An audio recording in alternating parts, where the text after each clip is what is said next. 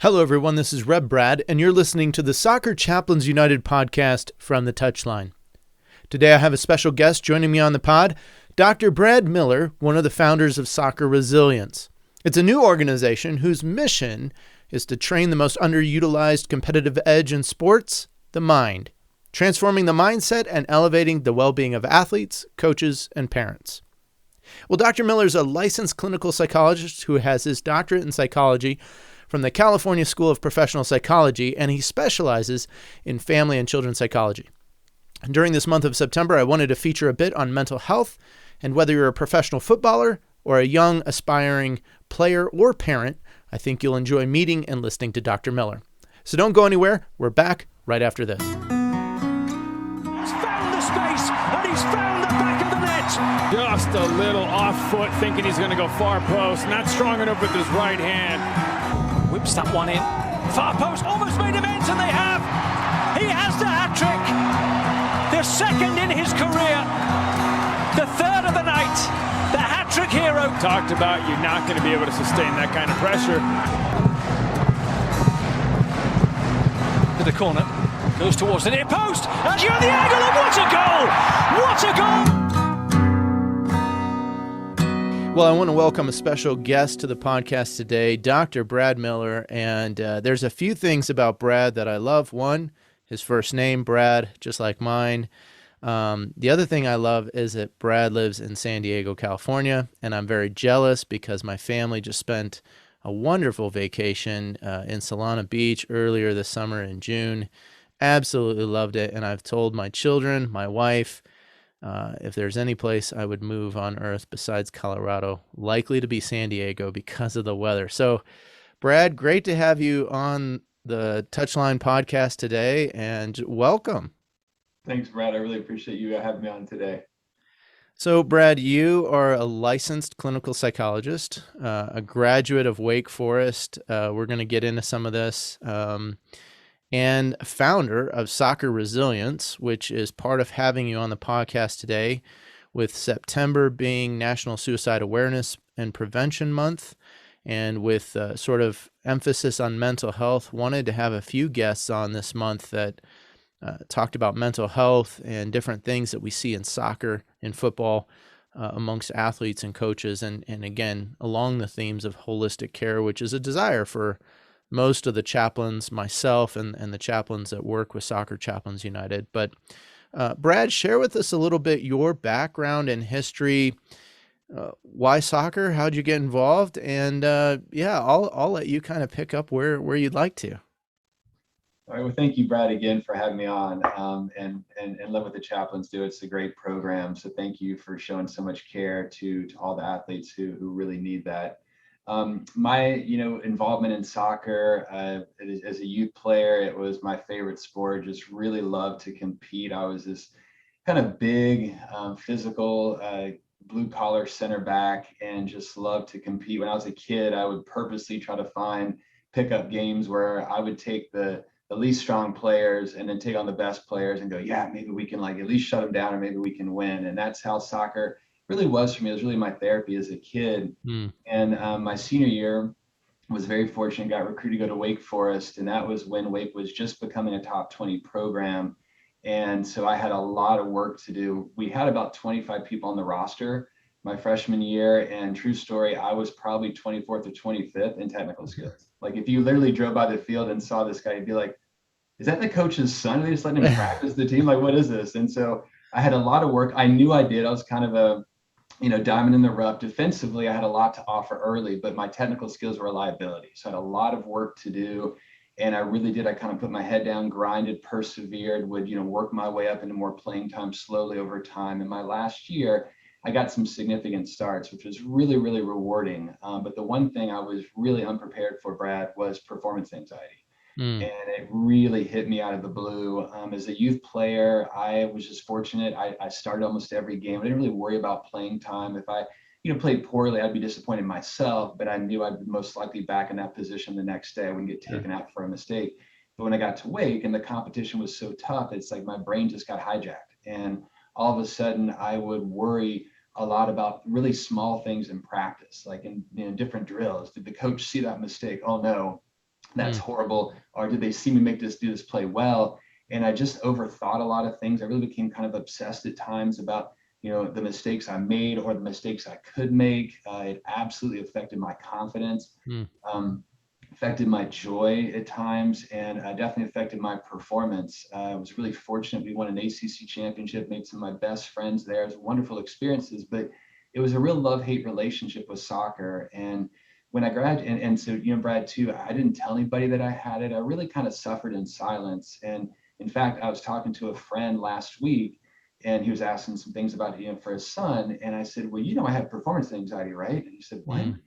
I said, yeah, you didn't know? And that's the response I get from most of my friends. My roommates probably wouldn't call it performance anxiety, but they knew, because I'd be like, hey, Gilly, did you see that practice? Did you see make that great play? Do you think coach saw that? He's like, I don't know, it's just practice, right? But to me, it became such a big deal. So when I graduated, I knew I wanted to work with people to help, and so I wanted to be a psychologist. And so when I started working, I wanted to work with athletes too. I just had a special place for them because of all the things I went through as a collegiate athlete, and didn't try strategies, and honestly, if someone had come to me, Brad, and asked me, or said, hey, I'm here to help, I don't know if I would have said yes, and so I wanted to give them these tools. And, for the last 20 years, I've been working with athletes and their families at all levels. And it's so rewarding because they'll come in and say, oh, I'm struggling with my confidence at times. I don't understand in practice. I'm really strong, solid. And then I get in a game and just sometimes it gets away from me and I'm feeling burnt out. I'm just not having as much fun. I'm not playing as well as I can. And we would talk about really simple, effective strategies. And they would come back and go, you know what? Okay, I'm feeling more in control of myself. I'm feeling like I can bounce back from those setbacks much better. And I'm starting to have more joy. And of course, the performance follows. And that was so rewarding. And I thought, well, how could I reach more people than just in a one-on-one setting? So about 3 years ago in San Diego, I started something called Soccer Resilience. And I just was working with club teams here in San Diego, and didn't want to do too much because I have 2 kids and I wanted to be around for them as well and try to have some balance in life. But the pandemic came along and I did my first Zoom meeting, and that opened up some doors because I have, connections and friends in different states, different cities. And so was like, well, maybe I can expand this, and was really fortunate. Wells Thompson put out a message on LinkedIn actually, and just said, hey, I've struggled with anxiety and depression after soccer. And I just texted him and said, thank you so much for saying that, because it helps me as a psychologist when I can refer people to your story and the people's stories so they understand, especially men, that this is something we all go through. And so we both were excited about what we both have been doing with kids and players, and wanted to spread this message and really try to start a movement of soccer resilience. And so we teamed up. About 3 months later, we teamed up with Matt Spear, who was an 18-year coach at Davidson, as the president of Richmond Kickers for 2 years. Was also played their Final Four captain. Ironically, Matt and I were teammates. Oh, really? Wow. He was the center mid, I was the center back. And so he's from Winston. Wells is also from Winston. Another fun fact, we're about 3 miles from me. We're different in age. So we didn't know each other. We both went to Wake. And then in January, we linked up with Jessica McDonald, and it was just great symmetry of all of us. And, Jess has such an amazing story of resilience. And if your listeners have not heard, highly encourage them. It's incredibly inspiring what she's overcome growing up as a kid and in high school, and then just injuries in college, and being the only single mom in the NWSL, and being traded 6 times, and then eventually becoming a World Cup champion in 2019. It's an incredible story. And we really wanted to have different voices on in our company, 3 white males, and say, okay, we need some other voices, other ideas. And so Jess has a lot of great ideas and insights. And so we're kind of the 4 founders of Soccer Resilience. We have another partner, John Blake, and that's really what Soccer Resilience is. You just touched on like a billion things I want to talk about, but one, Brad, is the idea that receptivity. As a football chaplain of some 20 years, one of the biggest challenges I've seen for chaplains and counselors, other what I'd say helpers around this space, is athlete trust, coach trust. I've had coaches that say to me, oh, Rev, you are just there for the bad times, right? And, oh, Rev, yeah, you're just there for the religious guys, right? or there's different concepts around, and that those kind of create some barriers. So speak for a minute, like what's been you mentioned having like a former pro in Wells and his story, or a current pro in Jess that you can refer people to, you can share the story. What are some other ways that you've seen are helpful for sort of breaking down some of the stereotypes, some of the barriers that exist between someone that's just really trying to help, and that help could come from different places, chaplaincy, counseling, and others that we could list. But what are some other ways you've seen that those walls kind of come down? Yeah, I think there still is that stigma. If you use the word counseling, mental health, right? Some people get very uncomfortable, and can be turned away. I think for us, that when that trust and credibility you talked about, right? And so one of the things that I think is so special about us is that we've all played soccer at elite levels, Division One. Wells obviously played 9 years in the pro professional, MLS Cup, Jess with North Carolina Courage now, and World Cup champion. That I think that gives you some opportunity where people will kind of listen, and some things I think that break down is really, for us, a lot of times when we talk with, and it's maybe more about soccer resilience maybe than sort of for chaplains, but I think a lot of it applies as well. One of the things we'll say is that, and it's true that we'll see, players and coaches putting countless hours of hard work and training to grow the technical, the tactical, the physical skills, only to see anxiety and stress rob them, right, of their Yeah. performance and enjoyment. And it's so frustrating for all involved, especially the player, just that negative, that criticism, that self-critic that gets activated in us, right? We're not able to perform in the way we know we can. And so really letting them know this has got benefit to you, right? It's Right. in their performance. Coaches have so much pressure to have their players perform at the level they can. And so I think just letting them know there's that benefit, sometimes that opens the door. And we also, have been finding a lot of like-minded clubs and coaches where they also want to see the wellness of their players. They value that. And certainly we know that our wellness off the field absolutely translates to on the field. So I think that, some people who are maybe really in that place of about, sort of focused on performance and wins, is to let them know that your services are going to help that too.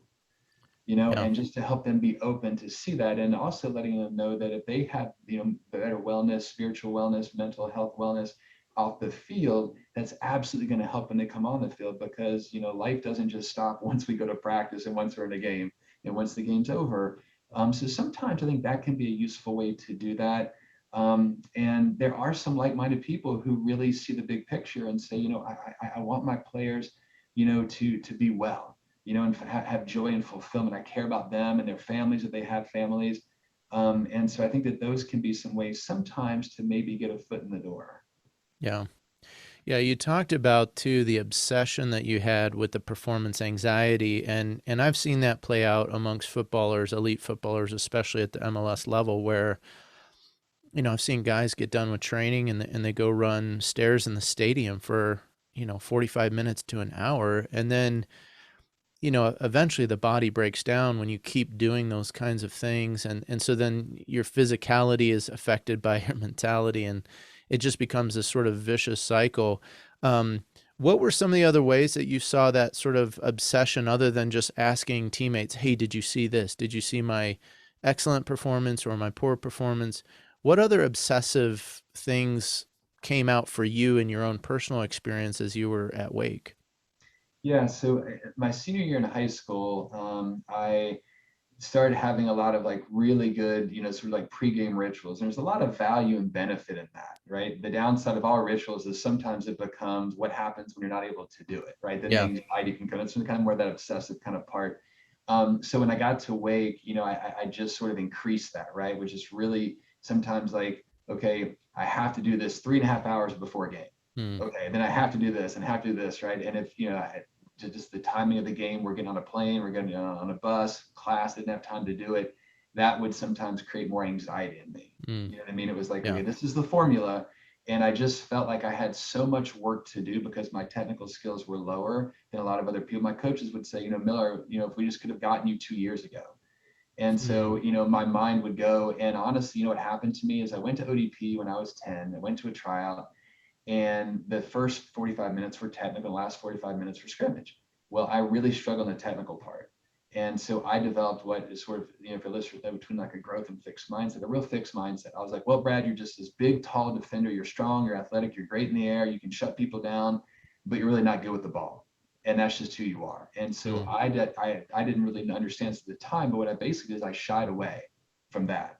And so I would get the ball as quick as I could get rid of it. I didn't really develop those skills. I mean, I would do things in practice, but nothing beyond. And when I got to Wake, I paid the price. So sometimes my mind would go to, well, this is on you. Coach says that he could have gotten you a couple, you know what I mean? I would kind of go back in the time machine and kind of want to redo history. And of course you can't. And so that would be some things.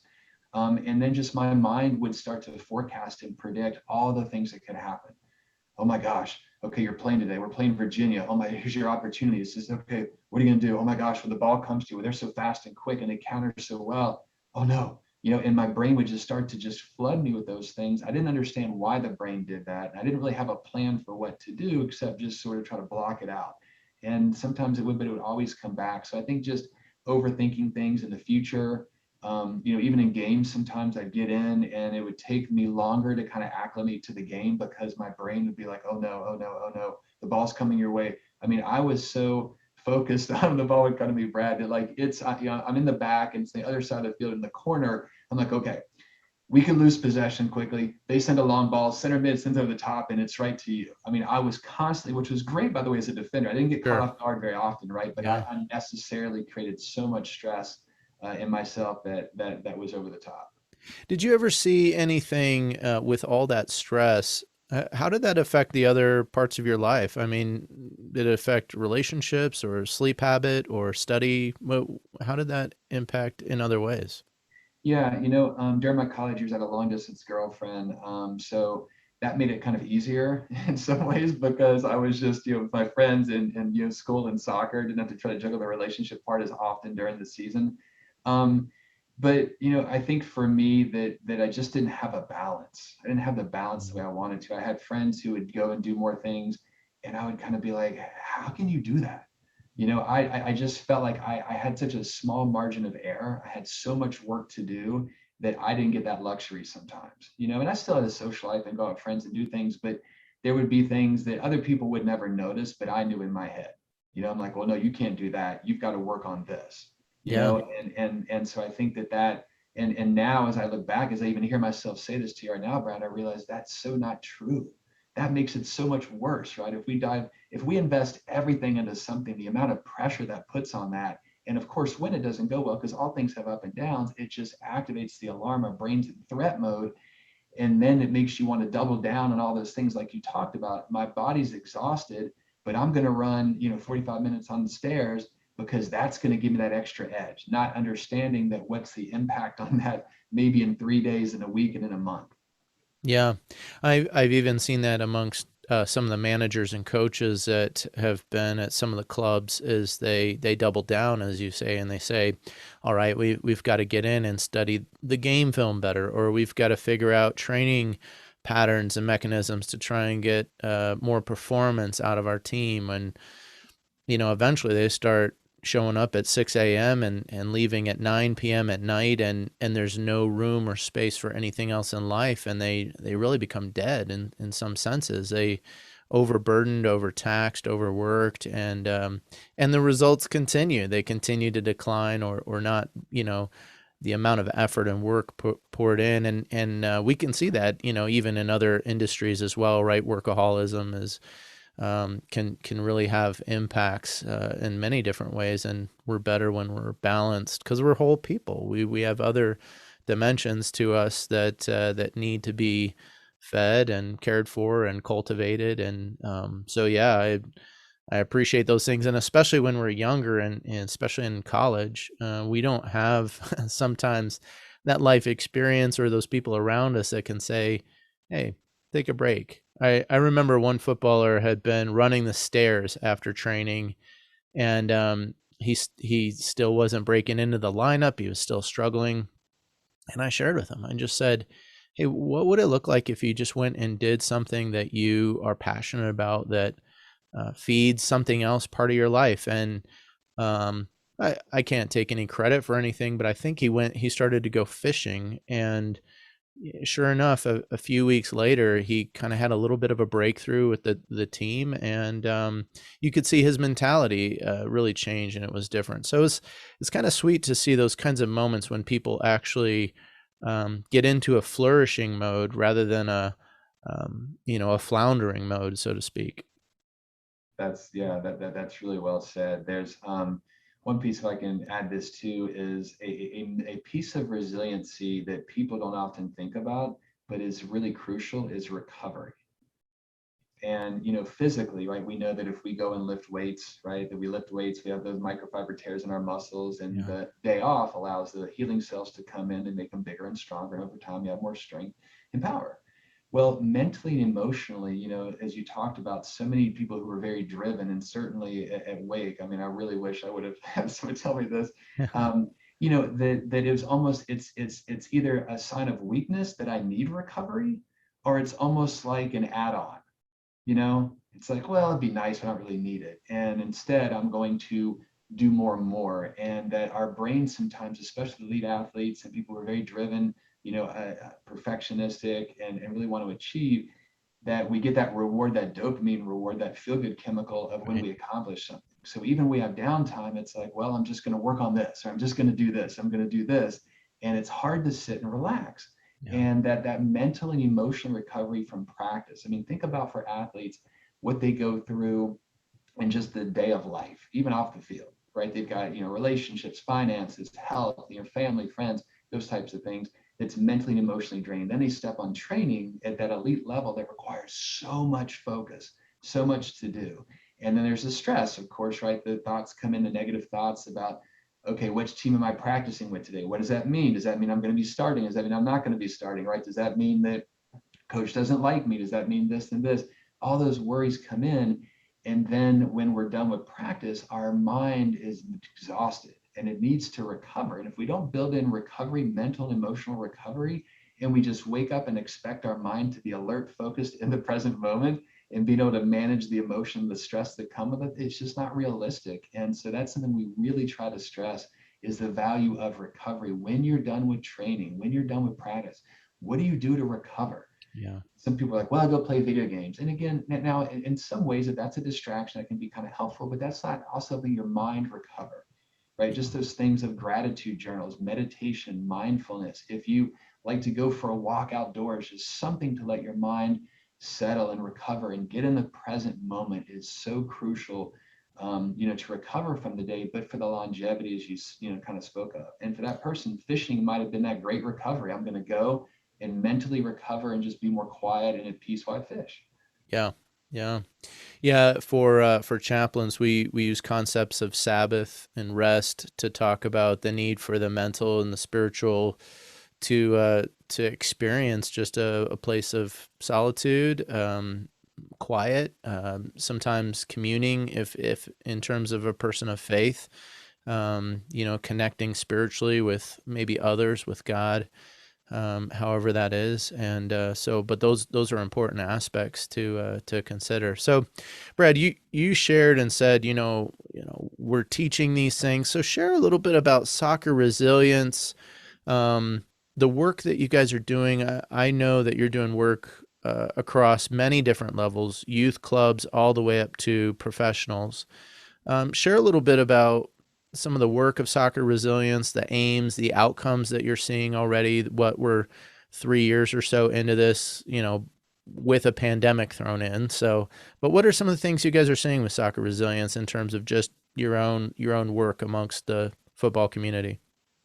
Yeah, so we have 4 pillars of soccer resilience. That's really kind of our foundation as to what our sort of message is. And that first pillar is take control. And one of the most powerful psychological needs we have is to really feel in control of our thoughts and behavior and how we respond to the world around us. And so we really help with kind of having that resilient mindset, becoming more self-aware of your thoughts, and understand the brain has a negative bias. Just briefly for your listeners, our brain is hardwired to overly focus on the negative in the past, the present, and future.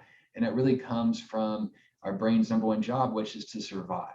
Our brains were built, back in saber-tooth tiger days where there was danger everywhere. So if your brain wasn't really, really good at noticing danger, predicting danger, seeing it in the present, remembering where it was so you'll know where it is next time, you didn't survive very well. Yeah, you didn't last long. Right. So our brain is still wired that way today, and it makes us so much more vulnerable to anxiety and depression, particularly for elite players, because the brain is going to always want to predict and know ahead. It always wants the next, what's coming next. And so helping players understand that your brain's going to focus more on the negative. When you get a start, you have a big game, your brain's going to absolutely take you places of what could go wrong more than what could go right. But there are tools and strategies to steer your mind towards more places of focus, concentration, motivation, and confidence.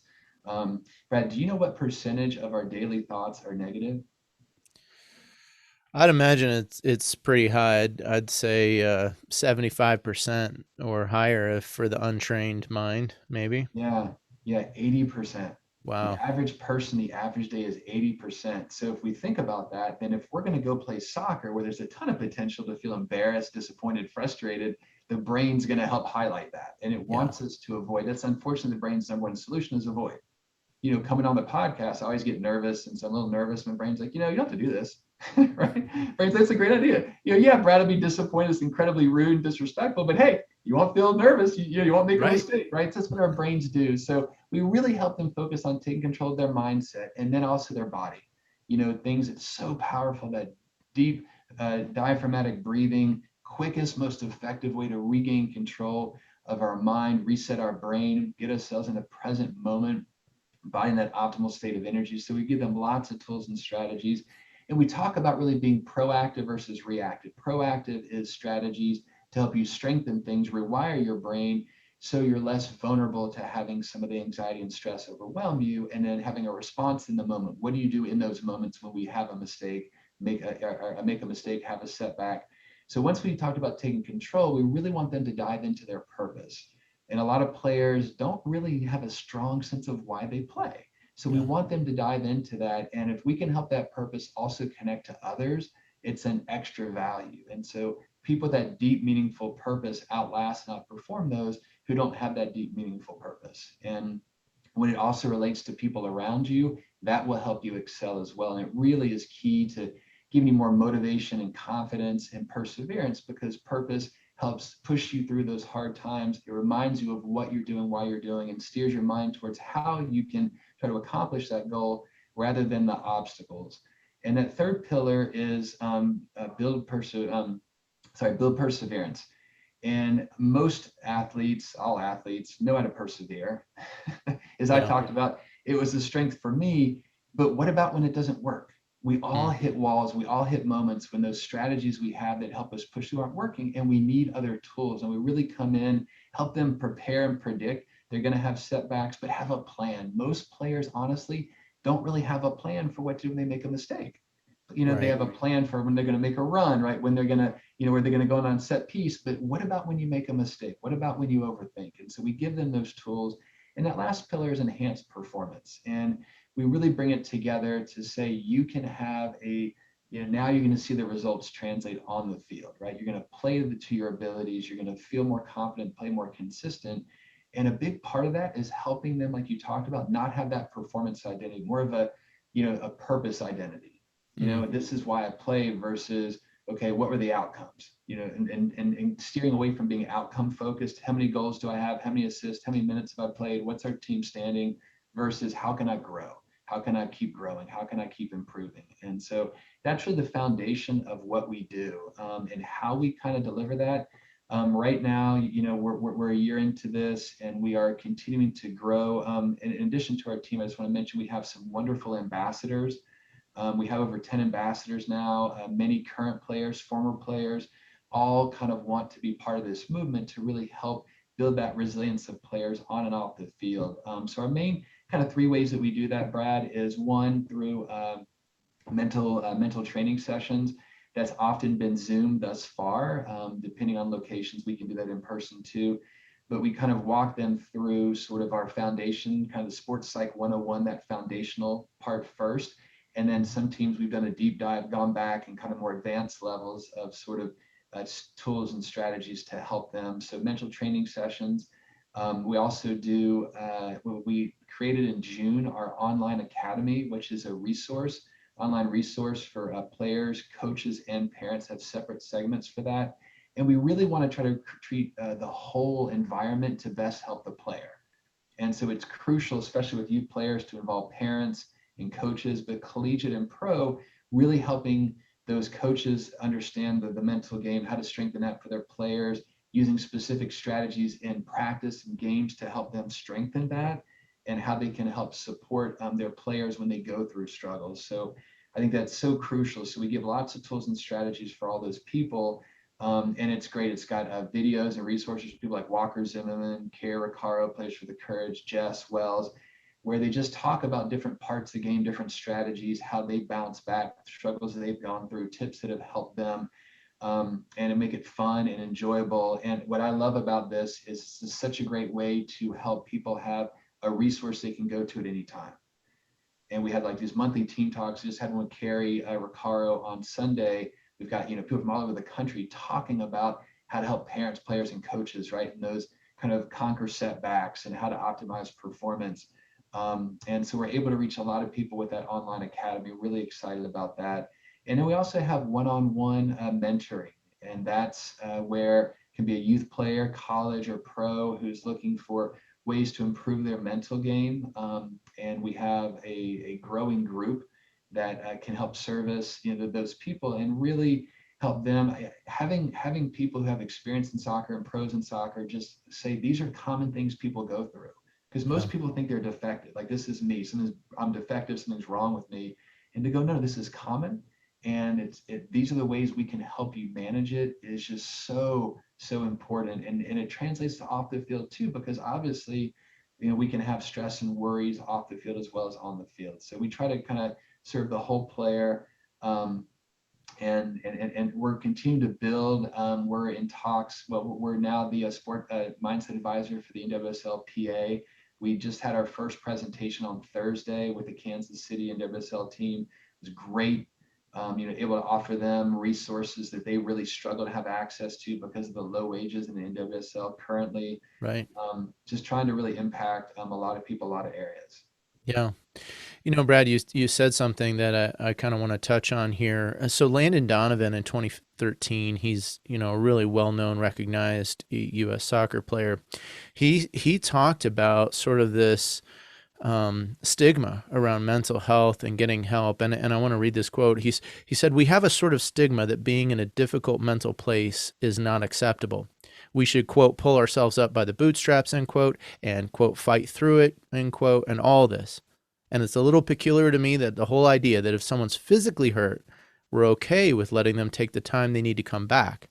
But if someone's in a difficult time mentally, we're not okay with letting them take the time they need to come back.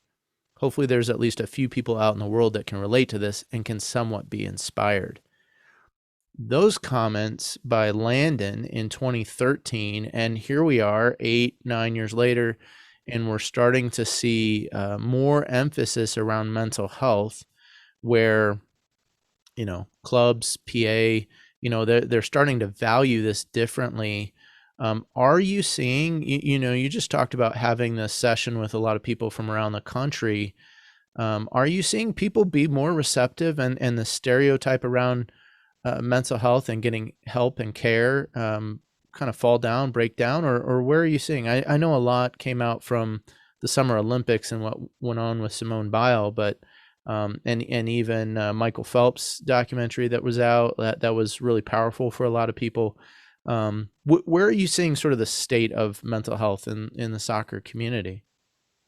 Yeah, that I'll start with. I think the good news, so to speak, is I see there are people more receptive to it. I see that there have been so many athletes on multiple sports, which has really been fantastic, and especially a lot of male athletes coming out. But in the soccer world, Jesse Lingard's come out. Christian Press recently, right, said I'm going to take a break because I'm going to focus on my mental health and process some grief and get myself back to a better place. So I think that there, Simone Biles at the Olympics, that there's more athletes than in Osaka having the courage to say, I'm going to step away and work on my mental health. And then you see so many athletes pour in, right? And say, absolutely, 100% support you. That's great. I've had struggles too. I can relate to that.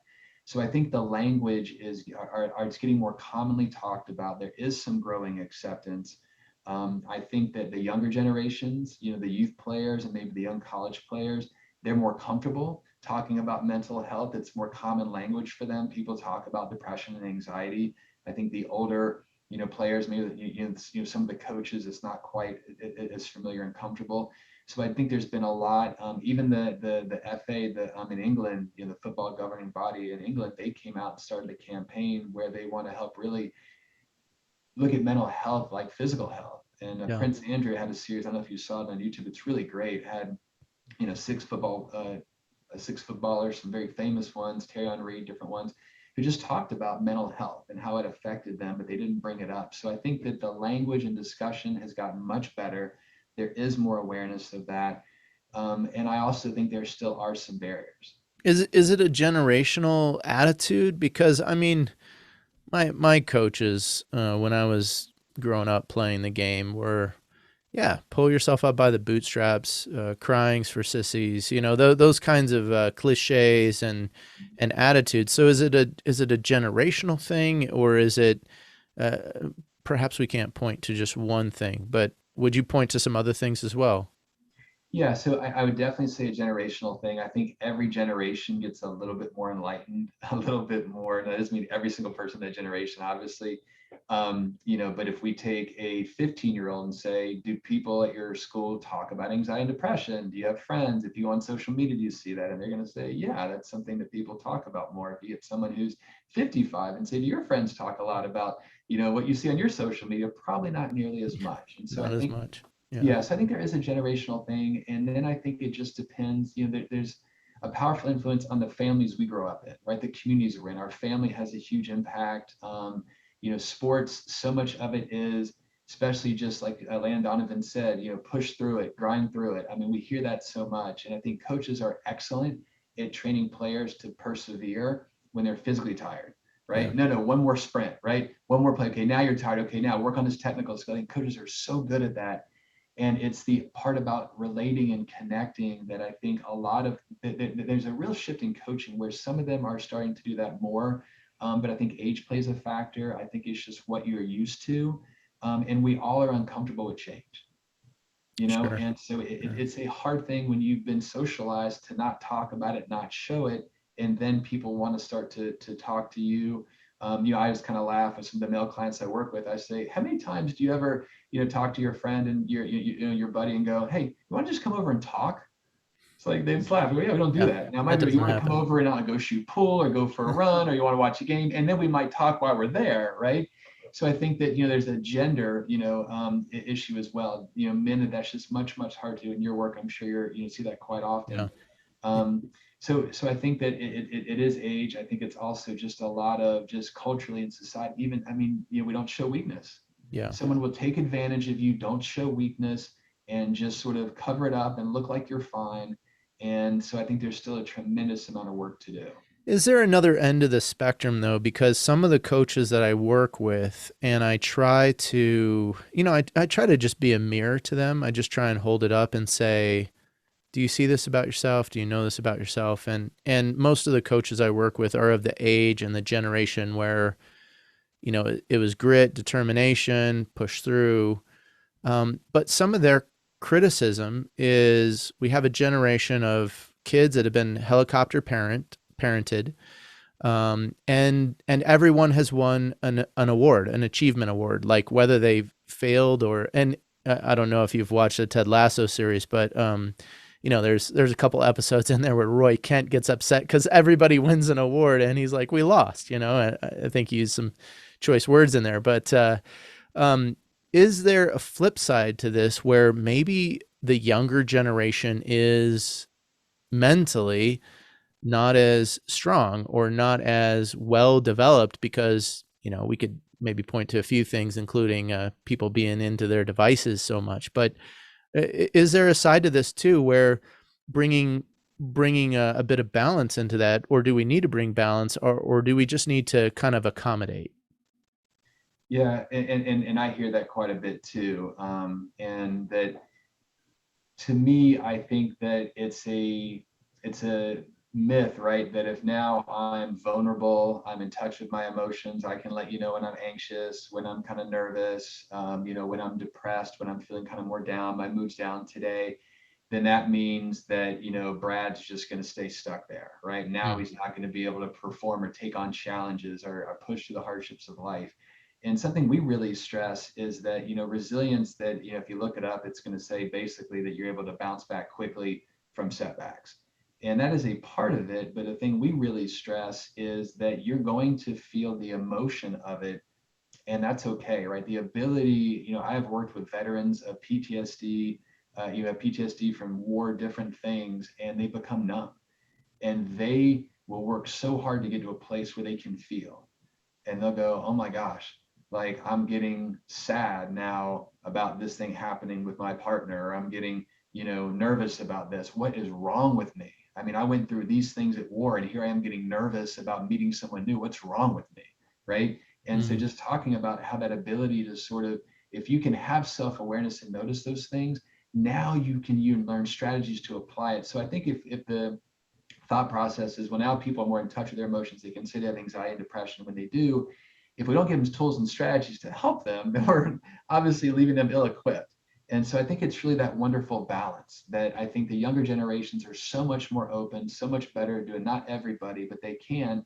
And then we need to give them tools and strategies. And we don't grow perseverance unless there's challenges. So, the whole everybody gets an award thing, helicopter parents, my kid can't not play every minute of every game. And if they do, it's a disaster. I have to put them on a different team because Johnny or Sarah, can't handle that. While there is some of that, I think there's also such wonderful opportunity to give them tools and strategies versus I'm not going to acknowledge my thoughts and feelings, and then I'm just going to grind through it. They still exist, and there's always a price to pay, right? We can push everything off. If my ankle bothers me, I can keep playing. Eventually, it's going to swell up like a grapefruit, Right. right? And if I keep going, I'm going to tear ligaments. Um, so, I think that we need to give kids more strategies. I believe that, and we need as parents to see the value of setbacks. I think that's super important, and for youth to see the value of setbacks. It's how you're going to grow and learn. And if we overprotect them, they won't experience them. But I think that vulnerability and openness is true emotional strength. And if you give them tools and strategies, that's going to help them really outperform and outlast somebody who's just going to grind it through. Yeah. Yeah. I think tools and strategies are important. I think also creating space, because sometimes a coach may not have the wherewithal to deliver those tools and strategies. That's where a chaplain, a counselor, we talk about helping kind of professions. Those things are helpful.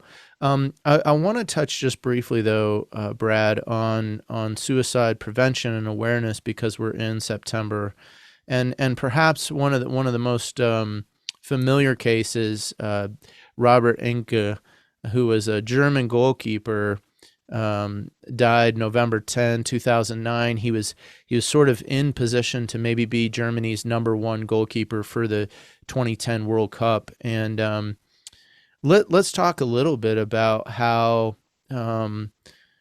tools, equipping people, creating space, how do those help us have better conversations so that someone who may be wrestling with suicidal thoughts or ideations can get help, or just be open to that? And what would you, as a licensed therapist, how would you kind of give that entree onto someone to say, hey, if this is part of where you're at, or a dark side that you have thought about going to, here's why and how and where you can kind of get some help?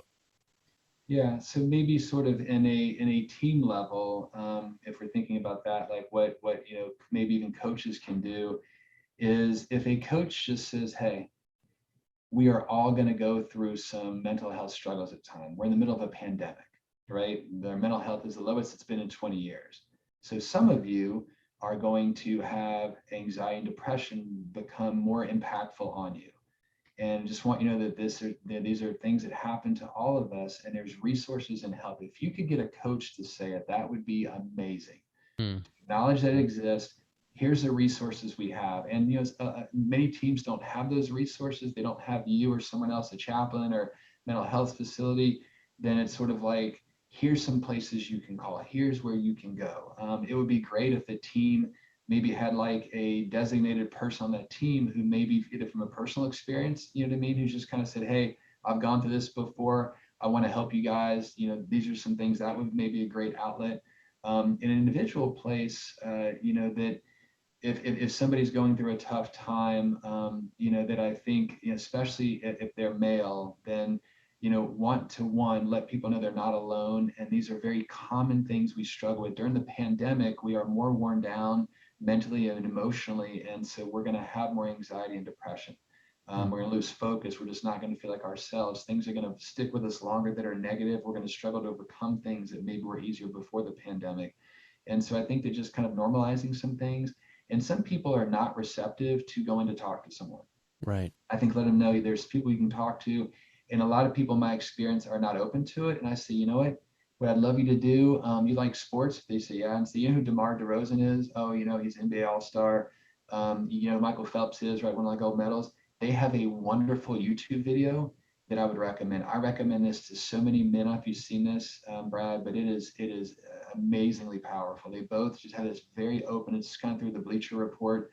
If you just look up DeMar DeRozan and Michael Phelps, and they talk about depression, bearing it, not telling people, the stigma in sports, the stigma growing up, why they didn't do it. And then once they did tell people what that experience was like, how it opened doors, people were helpful and receptive, and they felt freer and they got help.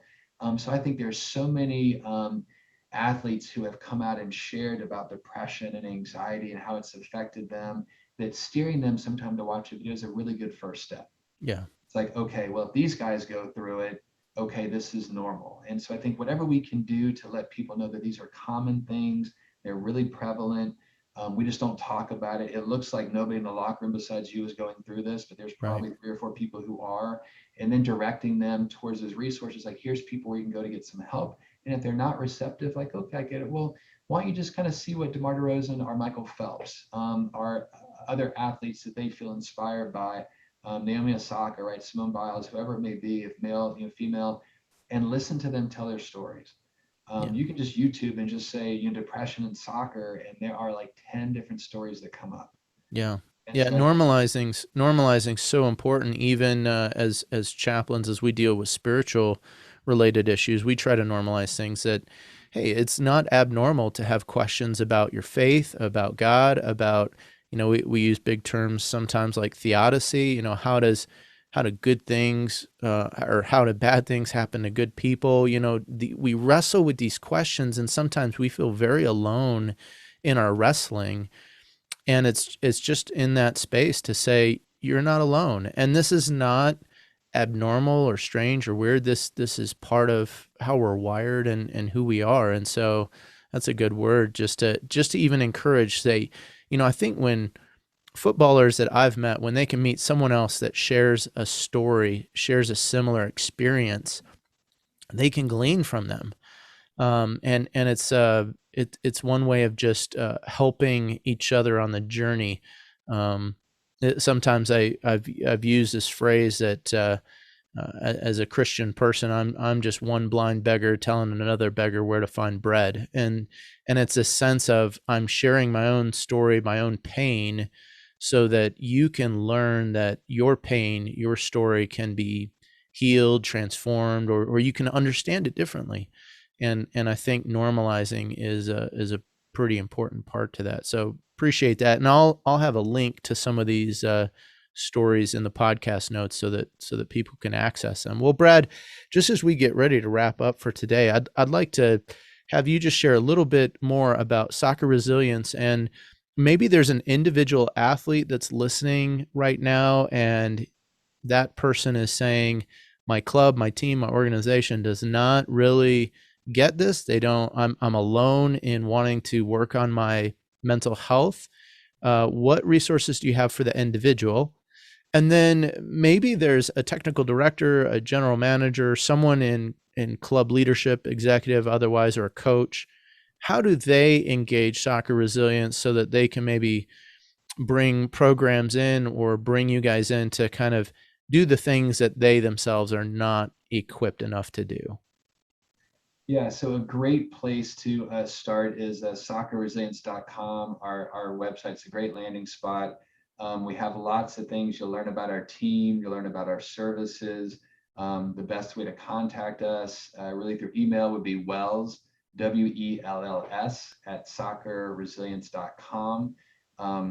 And we really love when we get to immerse ourselves in a club or a team and really try to impact that culture and really try to help them become more aware and take some of the stress off of those clubs, because they're already doing so much. To expect them to have mental training as part of things that coaches and strength and conditioning do is a lot. So we hope to take that piece off their plate to really help the wellness, longevity, and burnout of their players. So that's a great place to look at. We have on our website, we have a lot of videos that are meant for players, that are meant for parents and coaches. Soccer Resilience YouTube channel is we have like 45 videos on there. And you can learn about Soccer Resilience FC. We really priced it in a way to make it accessible to so many people. So for example, a team for $300 for the entire year, they get Soccer Resilience FC. And if you have 30 people on your team, that's $10 for the entire year. And we update it constantly and continue to kind of grow and add to. We have team talks. You can come and ask questions of pros and myself and different people. And that's a great way for individuals. We have SRFC, it's $100 a year. So that's like, less than, $9 a month, and it has unlimited resources. So that's a really great way. And so they can contact us their mental training sessions. Would love to come in, that inter-relationship connection to really kind of help them hear the stories of Wells and Jess. It's so powerful. So Soccer Resilience is a great place you to kind of land to kind of see our resources and what we can offer. And reach out to us, send Wells an email. We'd love to just talk to you, talk about what we offer, who we are, how we can benefit your club, and really learn the specific needs of the teams and the clubs and how we can come in and best serve them. Well, and I want to encourage, maybe if you're a football chaplain, you're listening to the podcast today, that you look into Soccer Resilience too as a resource, because as chaplains, we are responsible to look after the holistic care of the people that we serve, from the executives, staff, the management, and even the athletes. And so maybe Soccer Resilience can be a touch point for you, or as my friends in the UK like to say, a signpost and a different place that you can send people so that they can get the support that they need. Well, Dr. Miller, Dr. Brad, thank you so much for being on the podcast today. This has been excellent, and I've got some notes here to the side where we didn't get a touch on everything I wanted to talk about, but we will definitely have you, maybe Wells and or maybe another Soccer Resilience founder back on to share more about the work and to keep us informed and updated on mental health and awareness. So Brad, again, thank you. Thank you, Brad. I really appreciate you having me on today. Yeah. Well, you've been listening to Dr. Brad Miller of Soccer Resilience, and I'm Rev Brad, coming to you from the Touchline.